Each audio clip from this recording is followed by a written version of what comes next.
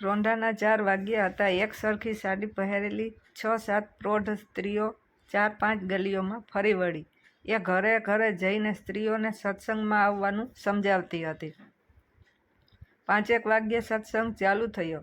ઊંચા મકાનવાળી શેરીમાં છાંયો આવી ગયો હતો. ખુરશીઓ પર થોડા ગુરુઓના ફોટા મૂક્યા હતા. પાસે ફૂલ મૂક્યા હતા. હાર પહેરાવેલા હતા. નાના માઇક અને સ્પીકરની ગોઠવણ પણ હતી. પ્રચારક સ્ત્રીઓએ થોડા ગીત, ધૂન, કીર્તન ગાયા. ગૃહિણી સ્ત્રીઓએ ઝીલ્યા. ઢોલકી, મંજીરા, ખંજરી, કરતાલ પણ હતા. જેને ફાવ્યું એ સાધન લઈને સાથે વગાડ્યું.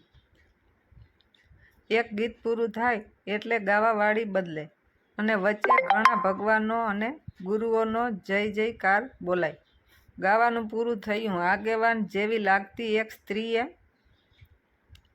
પ્રવચન આપવાનું ચાલુ કર્યું. આ જીવને 84 લાખ યોનિઓમાંથી પસાર થવું પડે છે. બધા જન્મોમાં ભાત ભાતના દુઃખો જ હોય. ભગવાને કરુણા કરીને આપણને માનવ દેહ આપ્યો છે. આ માનવ દેહ ઉત્તમ છે. બીજી યોનિઓમાં દુઃખોમાંથી ઉગરવાનો ઈલાજ થતો નથી. ખાલી માનવ યોનિમાં રહેલો જીવ દુઃખોમાંથી મુક્તિ મેળવી શકે એવો રસ્તો છે. અને આ રસ્તો એટલે ભક્તિ કરવી, ભગવાન અને સંતોને શરણે જવું, એની આજ્ઞા પ્રમાણે સેવા પૂજા, ધર્મ, ધ્યાન અને દાન કરવું. ભાષણ આગળ ચાલ્યું. બહેનો, આપણા આ ભગવાન બહુ દયાળુ છે. આપણા જેવા પામર જીવોનો ઉદ્ધાર કરવા પોતે જન્મ ધારણ કર્યો. ઘણા કષ્ટો વેઠીને મોક્ષનો માર્ગ બતાવ્યો.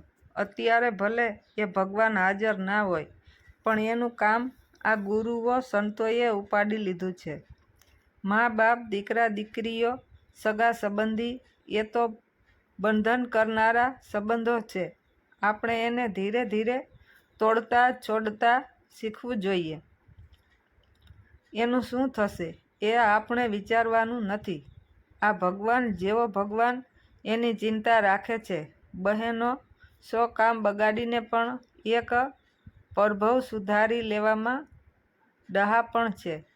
આપણા નારી ધર્મ પ્રમાણે સવારે નહાઈ ધોઈ સેવા પૂજા કરીને પછી જ સંસારમાં સળગવું જોઈએ. દિવસમાં 5-10 માળા ફેરવીને નામ સ્મરણ કરવું જોઈએ. આવકનો 10મો ભાગ ધર્મકામમાં દાન કરવો જોઈએ. આપણા શહેરમાં મોટું મંદિર બંધાઈ રહ્યું છે.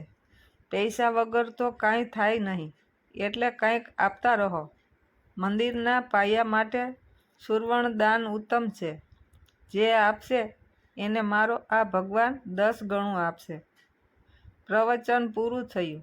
આગેવાન સ્ત્રી આવેલી સ્ત્રીઓને એક એક કરીને પૂછવા લાગી કે તમે રોજ ધર્મ કાર્યમાં શું કરો છો? સ્ત્રીઓ હસતા શરમાતા જવાબ આપતી હતી.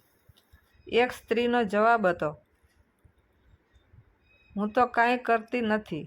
ઉઠું કે તરત છોકરાઓને તૈયાર કરવા, નિશાળે મોકલવા, પછી ચા નાસ્તો બનાવવા, ઘરવાળાનું ટિફિન ભરી આપવું, એ કામે જાય, પછી કચરા પોતા વાસણ કરવાના ને છેલ્લે કપડાં ધોવાના. આટલું કરી લઉં ત્યાં તો બપોરની રસોઈનું ટાણું થઈ જાય.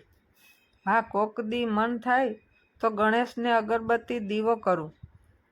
રોજ તો એ કામ મારા સાસુ કરે. એ આગળ બોલી, બેન, હું તો આ પાંચેયને ભગવાન માનું છું. જીવતા ભગવાનની સેવા તરત ફળ આપે. મારા 2 બાળકો મને બહુ વહાલ કરે છે.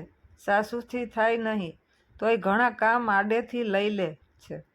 મને માથામાં તેલ ઘસી આપે છે. મારા સસરા પૈસા બચાવીને અચાનક છાનામાના મારા માટે સરસ સાડી ખરીદી લાવે છે. ઘરવાળાએ કોઈ દી મને આકરા વેણ કહ્યા નથી. એ ઈમાનદારીથી ધંધો કરીને ઘણું કમાય છે. હું કરકસરથી ઘર ચલાવું છું. બીજું કાંઈ કર્યા વગર મારા ઘરમાં સુખ શાંતિ અને સમૃદ્ધિ છે એ પણ ભગવાને જ આપ્યા હશે ને. ચાલો, મારા સસરાને ચા પીવાનો સમય થયો, હું જાઉં, એમ કહીને એ ચાલતી થઈ. બીજી ઘણી સ્ત્રીઓ પણ